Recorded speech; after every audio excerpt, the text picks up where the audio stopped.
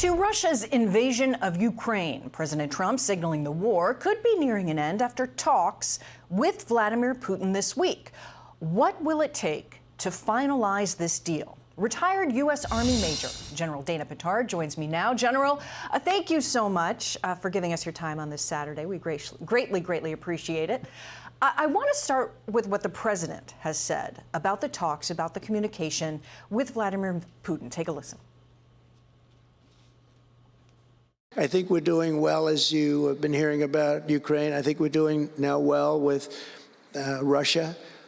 We're speaking with President Putin. We want to get the war over. We've had some very good calls today with Russia and with Ukraine. They've agreed for a ceasefire if we can get it with Russia, and it's not easy.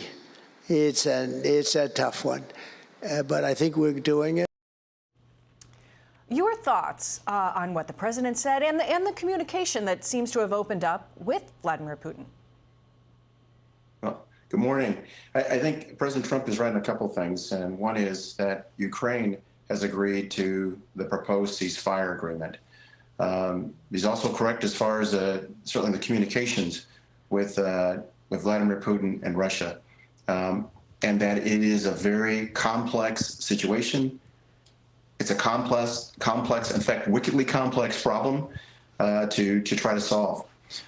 Where I think that there are issues is Vladimir Putin coming to the table. It is very clear that that Russia is stalling, and they're stalling for a reason. It's because they want to take back the city of Kursk.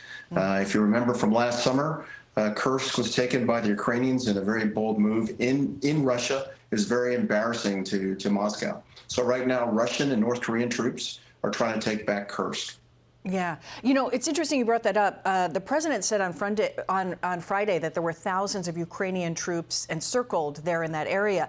But President Zelensky there in Ukraine has pushed back on that. There's this headline in Sky News that the Kursk operation is ongoing and that troops are not encircled, with Zelensky saying that they're still fighting there. Your thoughts on the portrayal there of that, clearly what appears to be a very key battle at this moment as perhaps negotiations are beginning? Yes, Kursk is not completely encircled, but the Russians and North Korean troops have the upper hand right now. And what Putin would like is to take back Kursk so that cannot be leveraged against him in the peace agreement or peace talks with Ukraine, because that's the only real territory, Russian territory, that Ukraine still holds. Great point. Zelensky had added regarding this situation that the buildup of Russian forces indicates that Moscow intends to keep ignoring diplomacy. And he has long argued that you can't trust Putin. Your thoughts on that? I think he's right. You can't trust Putin at all. However, there is an historic opportunity here because of the relationship between President Trump and Putin. So that in itself could help bring Putin to the table. So there is an opportunity here. All right. General, I do want to ask also about the war in the Mideast. Hamas says it's prepared to release the last living American hostage, Eden Alexander. But Israel and Hamas still have to hash out, seemingly, a lot of the details regarding the second phase of the ceasefire. Where do you see this going? I see Hamas continuing to stall.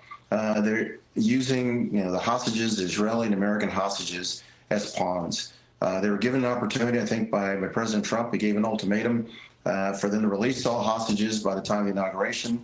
They ignored that. He gave them another ultimatum. They've also ignored that. So at some point, Israel will end up unleashing their forces and trying to kill every last Hamas fighter, which will be very damaging to the Palestinian people there in Gaza.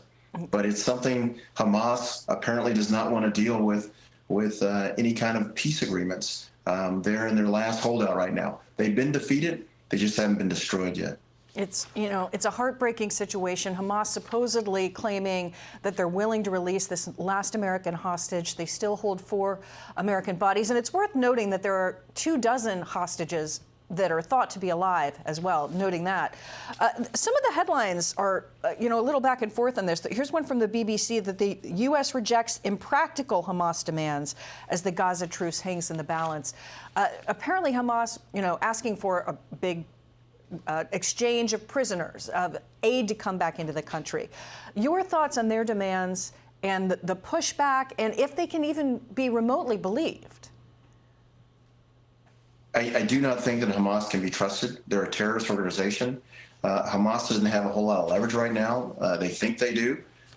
They have truly been defeated. Look at Gaza, but they haven't been destroyed yet. So I think that through Qatar and others, there should be an agreement so that Hamas can either get out of Gaza and move someplace else, or just lay down their arms.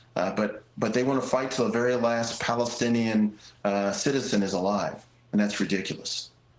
And I can't imagine there are too many nations that would look forward to taking in a huge swath of Hamas fighters. So pretty challenging situation. Retired U.S. Army Major General Dana Pittard, thank you very much for your insights and for joining us on this Saturday morning. Greatly appreciate it.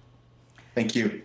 Hey everyone, I'm Emily Campagno. Catch me and my co-hosts Harris Faulkner and Kaylee McEnany on Outnumbered every weekday at 12 p.m. Eastern, or set your DVR. Also, don't forget to subscribe to the Fox News YouTube page for daily highlights.